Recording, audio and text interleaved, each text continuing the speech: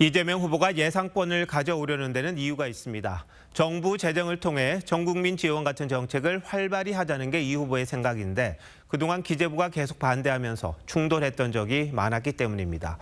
같은 정부 내에서도 서로 견제하는 게 필요할 텐데 지나치게 정권 입맛에 맞는 소위 포퓰리즘 정책만 펼 경우 재정 건전성은 어찌 될지 우려하는 목소리도 있습니다. 이어서 최홍국 기자입니다.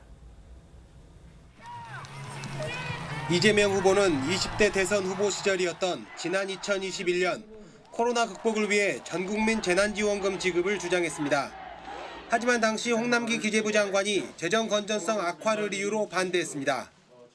재정을 맡고 있는 입장에서는 그러한 모든 제안들이 결국 쉽지는 않다. 당정 갈등으로까지 번졌지만 당시 문재인 대통령이 사실상 기재부의 손을 들어주며 이 후보도 결국 물러섰습니다.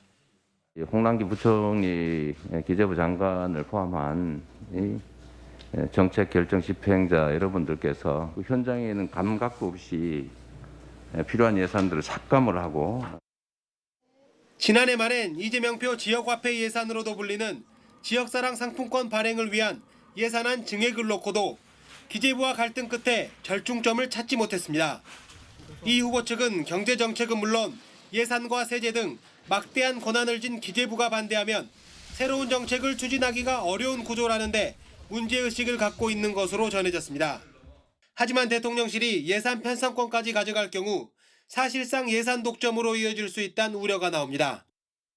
한 경제학과 교수는 국회 다수 의석을 점유한 상황에서 장기적 정책이 아닌 정권 유지를 위한 포퓰리즘 정책이 난무하게 될 것이라고 지적했습니다. 기재부 관계자도 그동안 원하는 대로 추경을 하지 않으니 직접 권한을 가져가겠다는 건 사실상의 보복이라고 말했습니다. TV조선 최원국입니다.